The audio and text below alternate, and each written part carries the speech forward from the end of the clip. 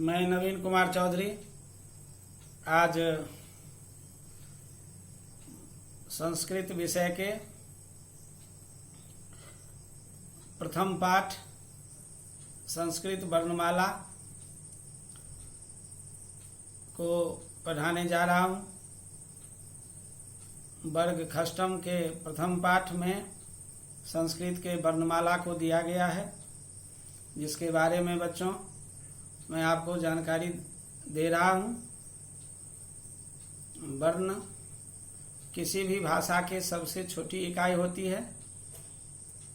सबसे छोटी इकाई होने का मतलब हुआ कि इसके टुकड़े नहीं किए जा सकते और इन्हीं वर्णों के क्रमबद्ध एवं व्यवस्थित समूह को वर्णमाला कहते हैं। हर एक भाषा की अपनी अलग वर्णमाला होती है, जिसे अल्फाबेट्स भी कहते हैं। संस्कृत भाषा में वर्णों को दो भागों में बांटा गया है। पहला स्वर वर्ण और दूसरा व्यंजन वर्ण। स्वर वर्ण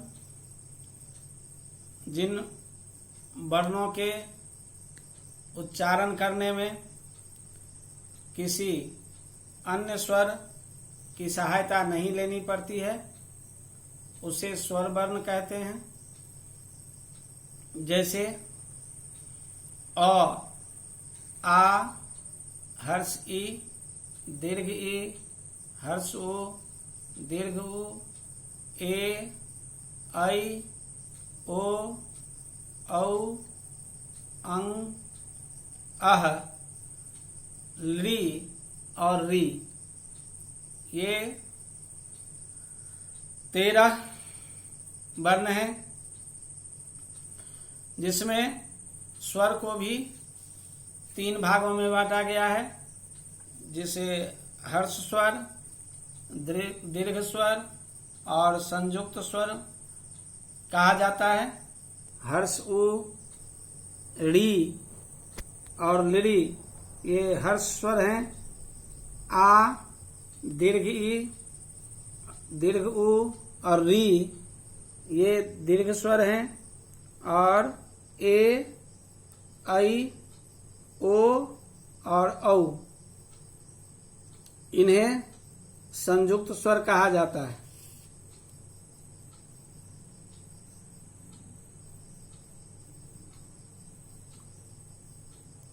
दूसरा हुआ व्यंजन। व्यंजन जिन वर्णों के उच्चारण स्वतंत्र रूप से नहीं किए जाते हैं, अर्थात जिनका उच्चारण करने में स्वर वर्णों की सहायता लेनी पड़ती है, यानी स्वर वर्ण की सहायता के बिना जिस वर्ण का उच्चारण हम नहीं कर सकते, वे सभी व्यंजन वर्ण कहलाते हैं। इनकी संख्या 33 है, यानी 33, जिसमें 5 वर्ग हैं, जिसे स्पर्श व्यंजन कहा जाता है। कवर्ग, चवर्ग, टवर्ग, तवर्ग और पवर्ग। दूसरा अंतस्थ व्यंजन, जिसमें य, र, ल और व है। और ऊष्म व्यंजन में तालव्य श, मूर्धन्य श, दंत स और ह। कुछ संयुक्त व्यंजन भी हैं। ऐसे व्यंजन जो 2 व्यंजनों के मेल से बनते हैं, उन्हें संयुक्त व्यंजन कहा जाता है। जैसे अक्ष, त्र, अज्ञ, स्र, प्र, द्य इत्यादि। 2 व्यंजनों के संयोग से जो व्यंजन बनते हैं, उन्हें संयुक्त व्यंजन कहा जाता है। आगे इन व्यंजनों से कुछ संस्कृत पद दिए गए हैं।